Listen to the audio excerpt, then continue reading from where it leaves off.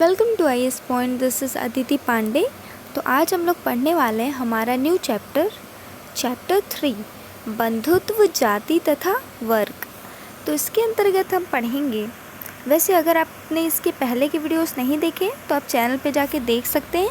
ये वीडियोस 11 बजे से पहले अपलोड हो जाते हैं, सुबह 11 बजे से।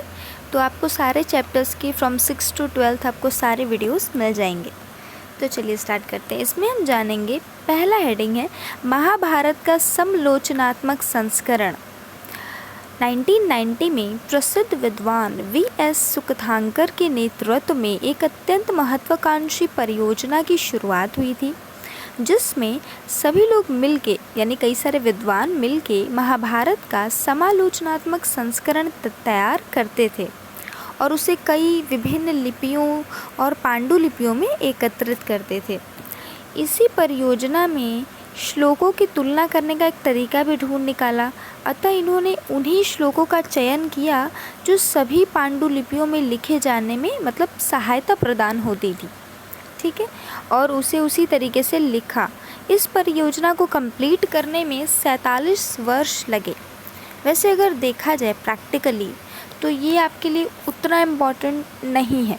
हाँ, ये डेटा आपके लिए उतना इम्पॉर्टेंट भी नहीं है, बस आप इसे एक हेडिंग के तौर पे यूज़ कर सकते हैं। 1919 में प्रसिद्ध कवि, और ये अगर पूछा जा सकता है कि कई सारे जो श्लोक हैं, कहा जाता है कि कुछ श्लोक नहीं भी रूपांतरित किए गए हैं, तो क्यों नहीं किए गए हैं? तो आप दे सकते हैं कि हाँ, क्योंकि कई सारी लिपियों में करना था, उन्होंने ऐसे ही श्लोकों को चुना जो कि ज़्यादा से ज़्यादा मेजॉरिटी ऑफ द लिपियों में ईज़िली ट्रांसलेट हो सके।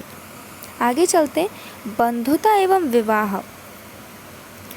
तो बंधुता क्या है? परिवारों के बारे में इसमें हम जानकारी लेंगे कि हम बंधुआ पारिवारिक जीवन को सहज ही स्वीकार कर लेते हैं, किंतु आपने देखा होगा कि सभी परिवार एक जैसे तो नहीं होते, बहुत से लोग डिफरेंट होते हैं।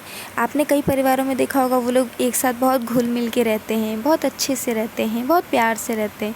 कुछ परिवारों में देखा होगा वो लोग बहुत लड़ाई करते हैं, बहुत क्लेश होता है उनके घर में, तो डिफरेंट होते हैं। तो ये आखिर किस चीज़ पे निर्भर करता है? ये कहीं ना कहीं बताता है कि उनके संबंधों में कितनी मजबूती है, वो एक दूसरे को लेके कितना सजग हैं और कितने ज़्यादा कहीं ना कहीं जिम्मेदारी भी ये शो करता है, जताता है। आगे चलते हैं, पितृवांशिक व्यवस्था के आदर्श। इसके अंतर्गत जब बंधुता के रिश्तों में परिवर्तन आता है तो यह बांधवों इसे हम महाभारत से रिलेट कर सकते हैं। जैसे हमने पहले क्या बात की, परिवारों के बारे में जानकारी ली हमने, तो उसमें हम क्या जानेंगे कि पहले क्या होता था। पहले अर्थात अगर आपने महाभारत कभी पढ़ी होगी तो मैं आपको उसका थोड़ा सा बेसिक बता देती हूँ, क्योंकि बहुत से ऐसे स्टूडेंट्स होंगे जिन्होंने महाभारत नहीं पढ़ी होगी। तो महाभारत कौरव और पांडव की कथा है। कौरव 100 भाई हैं और पांडव जो हैं वो 5 भाई हैं, ठीक है। कौरव धृतराष्ट्र और गांधारी के पुत्र हैं और पांडव पांडु और कुंती के पुत्र हैं। कुंती के एक और पुत्र हैं कर्ण, लेकिन ये कुंती को ये पता है कि उनका एक और पुत्र था। ये क्या होता था कि ये लोग जब भी पहले के ज़माने में पुत्र या संतान हेतु स्त्रियां पूजा करती थी, तो इन्होंने भी एक तपस्या की थी। उसके फलस्वरूप सूर्य भगवान आए थे और उन्होंने वरदान में इन्हें कर्ण नामक पुत्र दिया था। परंतु इस वक्त कुंती का विवाह नहीं हुआ था, तो इन्होंने कर्ण को नदी में बहा दिया था। क्योंकि ये एक अच्छी घर की लड़की थी, तो ऑब्वियस सी बात है उस टाइम इनकी इज्जत पे दाग लग जाता, जिसके कारण इनका विवाह नहीं हो पाता। तो कर्ण को क्या हुआ, एक छोटी जाति के लोगों ने रखा और उन्होंने उन्हें पाला। सूतपुत्र, आपने कई बार सुना होगा, सूतपुत्र कर्ण कहा जाता है उन्हें, इसीलिए क्योंकि उन्हें एक छोटे लोगों ने पाला पोसा, लेकिन वो निपुण थे, बहुत ही अच्छे थे, क्वालिटीज़ उनके अंदर थी, स्ट्रेंथ थी, सक्सेस थी, कला थी, सब कुछ था। तो आखिर पतन क्यों हुआ, इसमें हम ये भी पढ़ेंगे। तो इसमें हम पार्ट पार्ट में डिवाइड करेंगे, ठीक है। तो आखिर लड़ाई शुरू क्यों होती है? देखिए, अब 100 भाई थे तो उनके अंदर ना प्रॉपर्टी का लालच था, ठीक है। और जो पांडु थे उनके अंदर प्रॉपर्टी का लालच नहीं था, लेकिन एक बात होती है ना कि ये अगर हिस्सा है तो ये तो हमारा होना ही चाहिए, ठीक है, आप हिस्से से ज़्यादा मत दीजिए, लेकिन जितना है उतना तो आपको देना ही पड़ेगा ना। यदि राज्य परिवार या कोई भी परिवार है तो उसमें अगर खाना आता है तो सबको एक बराबर मिलता है। ऐसा तो नहीं होता है किसी का पेट भर दिया जाता है, किसी को भूखा रहने दिया जाता है। तो बिल्कुल यही बात की गई। तो फिर दोनों भाइयों में मनमुटाव शुरू होता है। ठीक है, आगे चलते हैं। हम धीरे धीरे इस कहानी को डिस्कस करेंगे। आपको बेसिक जो पता होना चाहिए था वो पता हो चुका होगा। आगे चलते हैं। स्वजन की मध्य लड़ाई क्यों हुई? तो अब इनके बीच लड़ाई कहाँ से आती है? उसके पहले आता है उत्तम पुत्रों का प्रजनन। तो इसमें क्या होता है कि पुत्र होते हैं। ठीक है, कौरव 100 भाई थे, आपको पता चल गया होगा। और उसके बाद कौन थे? पांडव 5 भाई थे। ठीक है, विवाह के नियम। और उसके बाद क्या होता है? इनके विवाह होने होंगे। ठीक है, तो सभी पुत्रों का विवाह भी होगा। तो जो पांडव पुत्र थे उनका विवाह होता है द्रौपदी से। मतलब ऐसा नहीं है कि उनका एक ही विवाह था, उन्होंने 2-3 विवाह भी किए थे। जैसे भीष्म थे तो उन्होंने एक और राक्षसी से भी विवाह किया था। ठीक है, और उसके बाद और भी लोगों से, अन्य राजाओं ने, जैसे नकुल, सहदेव, युधिष्ठिर, अर्जुन, सभी ने राजाओं ने, रानियों से इन्होंने विवाह किया था, राजकुमारियों से। और द्रौपदी, इन्हें अर्जुन जाते हैं और आपने सुना होगा मछली की आँख। तो हाँ, उस टाइम जो स्वयंवर होता था उन्हें मछली की आँख पे जो धनुष लगा देगा उसकी शादी ही द्रौपदी से होनी थी। तो अर्जुन उन्हें शादी विवाह करके लेके आते हैं। ठीक है, तो जब ये लोग घर जाते थे लेकर, तो उस टाइम ये लोग जंगल में रहते थे। तो कुंती माता के सामने जाते तो कहते हैं जो भी कुछ लाए हो तुम लोग बांट के खा लो। ठीक है, तो ये जब लेके जाते हैं द्रौपदी को तो उनकी माता देखती नहीं है कि क्या लेकर आए हैं। वो सोचती हैं कि फल या फूल जो रोज़ लेके आते हैं, खाने की वस्तुएं, वही लेकर आए होंगे। तो कहती हैं तुम पाँचों इसे आपस में बांट लो। ठीक है, तो पहले क्या होता था कि वचनों को, कथनों को काफ़ी ज़्यादा महत्व दिया जाता था कि हाँ, जो इन्होंने कह दिया उसे ही माना जाएगा, और माता पिता ने कह दिया तो बिल्कुल ही माना जाएगा। हालांकि ये शायद गलत भी था, लेकिन यदि किसी को सीख देनी हो, यदि कोई अच्छा कार्य करना हो, ठीक है, जैसे गीता की स्थापना करनी हो, गीता का उपदेश देना हो, लोगों को बताना हो कि किस तरीके से संबंध बनते हैं, संबंधों में दरारें आती हैं तो क्या क्या हो सकता है, ऐसी चीज़ें अगर किसी को जैसे कहते हैं ना, अगर कोई एक्सपेरिमेंट आपको सफल बनाना है तो उसके पीछे कई असफल एक्सपेरिमेंट और कई सारे एक्सप्लोसिव एक्सपेरिमेंट, यानी ऐसे एक्सपेरिमेंट जिनसे विनाश हो, ऐसे एक्सपेरिमेंट्स का हाथ तो होता ही है। ओके, तो बिल्कुल ये भी एक प्रकार की वही कथा है, समझ लीजिए। तो इसमें क्या होता है कि वो पांचों को स्वीकार कर लेती हैं, यानी द्रौपदी पांचों लोगों से विवाह कर लेती हैं। उसके बाद ये लोग रहने लगते हैं राजमहल में। फिर क्या होता है, अब आपने एक पार्ट को जान लिया, अब चलते हैं दूसरे पार्ट पे। कौरव में सबसे बड़ा पुत्र था दुर्योधन। कौन था? दुर्योधन। तो दुर्योधन एक बार क्या होता है कि वो पानी में गिर जाता है। ठीक है, तो मतलब उनकी और द्रौपदी के बीच थोड़ा मनमुटाव पहले से ही रहता है, तो वो पानी में गिर जाता है। तो द्रौपदी उन्हें कहती है कि हाँ, अंधे का पुत्र अंधा। बस एक यही लाइन, और इसी पे लड़ाई स्टार्ट होती है। ठीक है, लड़ाई क्यों स्टार्ट होती है? क्योंकि उनके पिता धृतराष्ट्र जो थे वो अंधे थे। लेकिन उससे पहले हम एक बात करते हैं, एक पुरानी कहानी जिसने इस लड़ाई के बीच को बोया था। क्या होता है कि धृतराष्ट्र और पांडु के जो पिताजी थे ना, वो राजा थे बहुत बड़े, और गांधारी जिनका विवाह धृतराष्ट्र से हुआ, ठीक है, वो एक शकुनी मामा, आपने सुना होगा, उनकी इकलौती बहन थी और बहुत बड़े राजा की पुत्री भी थी। तो क्या करते हैं ये कि उनके राज्य पे कब्ज़ा कर लेते हैं और उनके राज्य को जीत लेते हैं। ठीक है, और कहते हैं कि आप अपनी पुत्री का विवाह हमसे कर दीजिए, वरना हम आपके राज्य को समाप्त कर देंगे।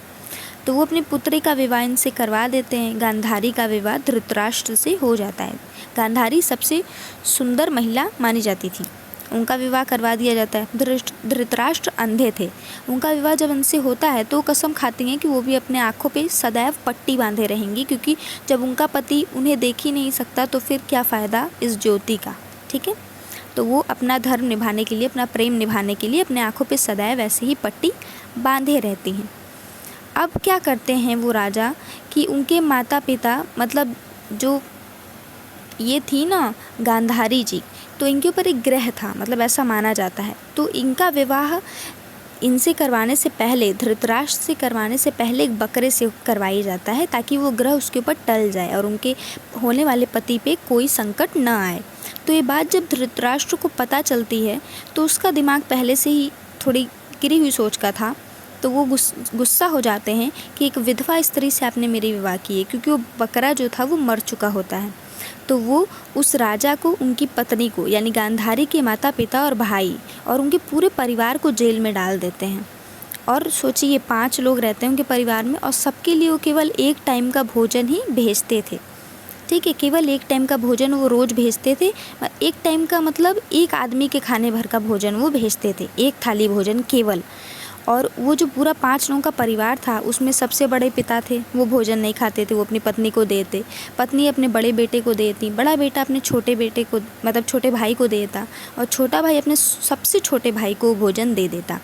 तो उस परिवार ने अपना सारा भोजन दे के एक सबसे छोटे बेटे को ही ज़िंदा रखा, और सबके सब भूखे तड़प तड़प के मर जाते हैं। तो वो छोटा बेटा पता है कौन था? वो छोटा बेटा था शकुनी, मामा शकुनी। तो वो कसम खाते हैं कि इस राजा ने मेरे पूरे परिवार को ख़त्म कर दिया, मेरे सामने मार दिया, आखिर गलती क्या थी हम लोगों की, तो मैं भी इसके वंश का विनाश कर दूंगा। तो ये कथा वहीं से प्रारंभ होती है, वहीं से इसका बीज बो दिया जाता है। मामा शकुनी को आपने सुना होगा कि उन्होंने जादुई पासों के कारण ही वो जो द्यूत खेला गया था, एक लूडो टाइप गेम खेला गया था, उसमें मामा शकुनी का बहुत बड़ा रोल था। ठीक है, तो अब आपको बेस पूरी तरीके से पता चल चुका है। अब आगे की कहानी पे आते हैं। तो उससे पहले हम क्या बात कर रहे थे कि गांधारी नहीं, पांचाली यानी कि द्रौपदी जी कहती हैं कि अंधे का पुत्र अंधा। ये बात दुर्योधन को बहुत बुरी लगती है, और वो कहता है कि ठीक है, मैं तुमसे इस चीज़ का बदला एक न एक दिन ज़रूर लूँगा। मतलब मन में क्रोध हो जाता है, एक मतभेद हो जाता है। ठीक है, उसके बाद क्या होता है, ये लोग कहते हैं कि ठीक है, आप हमें हमारी प्रॉपर्टी का आधा हिस्सा तो दीजिए, पर दुर्योधन इस बात से नहीं मानते हैं। वो बात समाप्त हो जाती है वहीं पे। ठीक है, फिर ये लोग एक द्यूत का खेल खेलते हैं। वो कहते हैं कि चलिए द्यूत का खेल खेलते हैं। हालांकि ये गलत बात है, नहीं खेलना चाहिए ऐसा खेल, जुए जैसा, लेकिन कहते हैं कि नियति को, मैंने बताया ना कि कुछ लीलाएं रची जाती हैं कुछ कार्य करने हेतु, कि हाँ इस कार्य को समापन होना है तो इसके पीछे कई सारे एक्सप्लोसिव एक्सपेरिमेंट्स होंगे। तो वो उनमें से ही कोई एक एक्सपेरिमेंट ये भी है। एक द्यूत का खेल होता है, और उसमें आप सबको पता है कि अर्जुन अपना सब कुछ हार जाते हैं। आपने सुना ही है, सब कुछ हार जाते हैं वो, और उसके बाद अंत में वो अपनी पत्नी यानी कि द्रौपदी को भी दांव पे लगा देते हैं।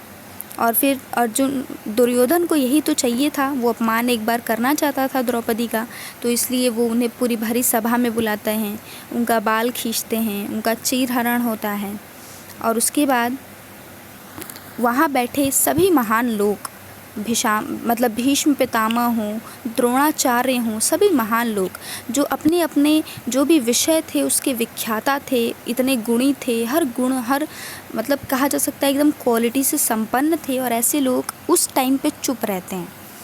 तो यही बताया गया है इस कहानी में कि इंसान कितना भी बड़ा बलवान क्यों ना हो, इंसान कितना भी बड़ा सच्चा, अच्छा और टैलेंटेड क्यों ना हो, यदि वो किसी के साथ गलत हो रहा है, वो मौन बैठा है एक मूर्ति की तरह, तो फिर यही उसके जीवन का सबसे बड़ा पाप होता है। तो उसके हज़ारों कर्म खत्म हो जाते हैं यदि वो एक पाप को मौन होकर देख लेता है तो। ठीक है, तो फिर वो सभी लोग बैठे रहते हैं, और द्रौपदी की रक्षा कौन करते हैं? कृष्ण भगवान जी। आपने ये भी देखा होगा कई बार। उसके बाद क्योंकि द्रौपदी का बहुत अपमान हुआ था, तो अपने परिवार को श्राप से बचाने के लिए धृतराष्ट्र कहते हैं कि ठीक है, तुम मुझसे कोई वरदान मांग लो पुत्री। तो वो उनसे वरदान मांगते हैं कि उनके पतियों को छोड़ दिया जाए, जितना भी कुछ दाव पे लगा था वो सब कुछ वापस कर दिया जाए। वो सब कुछ इन लोगों को वापस मिल जाता है। उसके पश्चात ये लोग वापस जाने लगते हैं। तो ये लोग कहते हैं कि ठीक है, कुछ नहीं तो 5 गाँव ही दे दिया जाए। नहीं, पहले ये लोग कहते हैं कि ठीक है, आप हमारी प्रॉपर्टी का आधा हिस्सा तो दीजिए, लेकिन दुर्योधन इस बात को नहीं मानता है। उसके बाद फिर कहा जाता है कि ठीक है, 5 गांव ही दीजिए, हमारे कितने सारे गांव आते हैं इसके अंतर्गत, आप वो मत दीजिए। ठीक है, 5 गांव तो कम से कम दीजिए, एक गांव एक भाई भी रखेगा, पाचन तो हो ही जाएगा। लेकिन दुर्योधन इस बात पे भी सहमत नहीं होता है। और उसके बाद महाभारत की लड़ाई होती है, शुरू होती है वो लड़ाई। उस लड़ाई में सर्वप्रथम कृष्ण जी दोनों तरफ से थे, तो वो क्या कहते हैं कि क्या चाहोगे तुम दुर्योधन, मैं तुम्हें अपनी अक्षौहिणी सेना देना चाहता हूँ, या तो तुम वो ले लो या तो तुम मुझे अपना सारथी बना लो, मैं निहत्था रहूँगा, ये तुम याद रखना। तो दुर्योधन को तो ये था कि इतनी बड़ी सेना मुझे मिल रही है कृष्ण की, तो मैं तो जीत लूँगा। तो उन्होंने सेना मांग ली और अर्जुन जी ने कृष्ण जी को मांग लिया। तो फिर जीत किसकी हुई थी आपको पता ही है। तो इसके अंतर्गत ये बताया गया है केवल कि इसके अंतर्गत बहुत सी चीज़ें सीखने को मिली हैं। लाइक अगर आप पढ़ते हैं तो आपको बहुत सी चीज़ें मिलती हैं जिससे आपको पता चलता है कि इसमें कितनी सारी इम्पोर्टेंस है। जीवन के हर मतलब ऐसा प्रश्न जहाँ आप उलझ जाएँ, जहाँ आपको लगे कि अब कोई और रास्ता नहीं है, तो आप वो गीता पढ़ के अपने उत्तरों को ढूंढ सकते हैं। जैसे मैं फ्यू एग्जांपल्स देना चाहूँगी। आप इसे ऐसा मत सोचिए कि पुराने ज़माने का है, कोई एक मिरेकल स्टोरी है जिसे कह दिया गया कि हाँ ये भगवान की कथा है, इससे मतलब नहीं है। ये भगवान की कथा न मानिए आप, इसे एक एक्सपीरियंस की कथा तो मानी जा सकती है कि बरसों के रिसर्च पे आधारित एक कहानी है। ठीक है, जैसे हम इसे कई चीज़ों पे ले सकते हैं। जैसे द्रौपदी जी, अगर हम उनके पात्र को उठाते हैं तो हम उसमें क्या पाते हैं, उनके बाल बड़े थे। ठीक है, आप इस पे ये चीज़ सोचेंगे कि उनके बाल बड़े थे। अब इसमें क्या सीखने को हमें मिल सकता है, तो ये बाल उनके सोच को बताते हैं। उनकी सोच बहुत आगे थी। आपको अगर पता ना हो तो द्रौपदी को हर शस्त्र चलाना आता था और वो बहुत निपुण थी, बहुत टैलेंटेड थी। तो यही दिखाने का प्रयास किया गया है कि यदि स्त्री की सोच बहुत आगे होती है, वो बहुत अच्छा सोचती है, तो उसे मतलब पुरुषों की डोमिनेंट को झेलना ही होता है, डोमिनेंस को। ठीक है, उनके पैट्रियार्कल पितृसत्ता को देखना ही होता है, झेलना ही होता है। लेकिन इसका तो ये नहीं कि वो हार मान जाएं, वो तब भी जीत सकते हैं यदि वो दृढ़ निश्चय कर लें तो।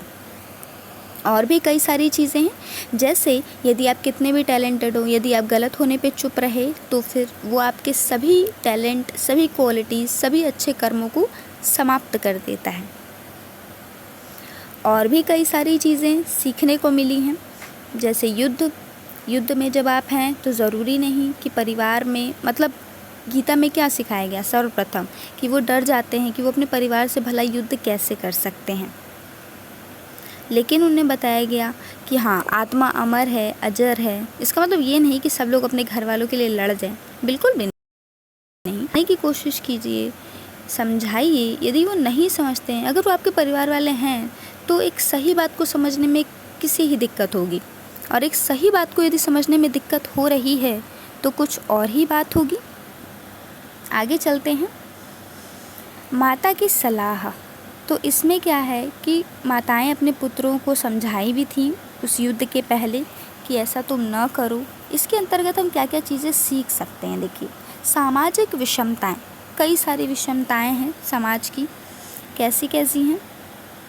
जीविका, यानी कि जीविका के लिए क्या क्या चाहिए होता है। आखिर दुर्योधन ऐसा क्यों था, क्या कमी थी? या तो शिक्षा में कमी थी, बहुत अच्छे गुरु मिले थे उसे, लेकिन कभी कभार क्या होता है ना, ज़रूरी नहीं कि गुरु ही हमें बहुत अच्छे मिले।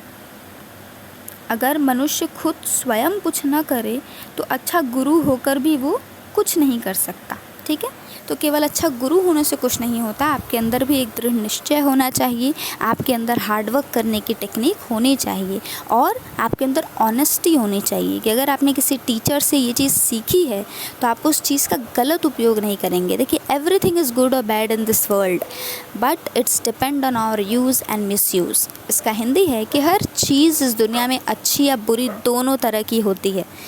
क्या चीज़ निर्भर करती है, एक है हमारे उसे इस्तेमाल करने का तरीका, कि हम उसे अच्छे रूप में इस्तेमाल कर रहे हैं या फिर बुरे रूप में। यही प्रभाव देता है, यही एक रिज़ल्ट देता है। सो आई होप आपको मैंने बहुत अच्छे से समझाया है। मैंने कोशिश, अगर आपको कोई क्यूरी हो फिर भी तो आप पूछ सकते हैं, मैं नेक्स्ट वीडियो में ज़रूर समझाऊंगी इसे। And thank you so much for watching. एक एक लाइन पढ़ना, आई डोंट थिंक ये कोई ऑडियो बुक है नहीं, आप बहुत अच्छे से पढ़ सकते हैं, मुझसे भी बहुत अच्छा आप रीड कर सकते हैं। हाँ, बस आपको एक जो बेस की ज़रूरत थी वो मैंने दे दी है। I thought it would help you. Thank you so much. If you like the video please like कीजिएगा, हमारे चैनल को सब्सक्राइब कीजिएगा।